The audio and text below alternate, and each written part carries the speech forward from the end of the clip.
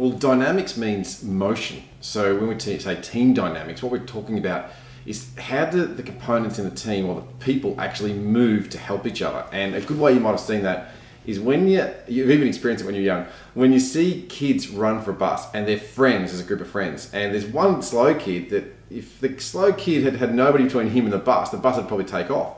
But people run, and one person runs to get to the door of the bus, and everybody else can spread themselves through evenly, so the bus driver would look pretty mean for driving off because that gap between the next person is pretty small.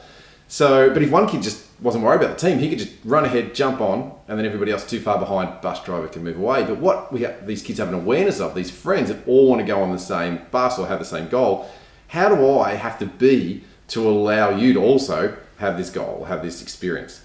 And that dynamic between the motion between the people, that's what we're trying to get right in a team. And one of our clients has just started a new sales team, and he had one person and he had to quickly bring on 3 others.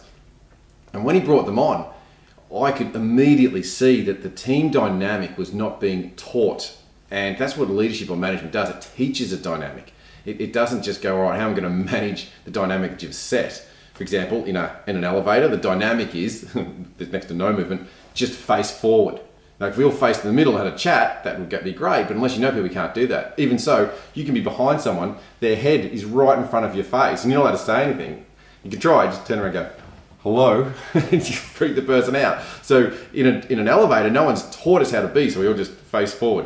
And I said to this guy straight away, you got to teach your team dynamic how to be, and the way to do that is to allocate either 15 minutes through to an hour every, say, Monday or Tuesday morning for them to be involved in something which plants an idea, plants the way we'd like to be. And sometimes that's a YouTube clip, sometimes that's a training session, sometimes that's a guest speaker. But I told him, lead the dynamic and make sure that there is motion and everybody understands that their job is to move in a way that allows everybody else to succeed as well. That's what team dynamics is. We all move to help us all succeed.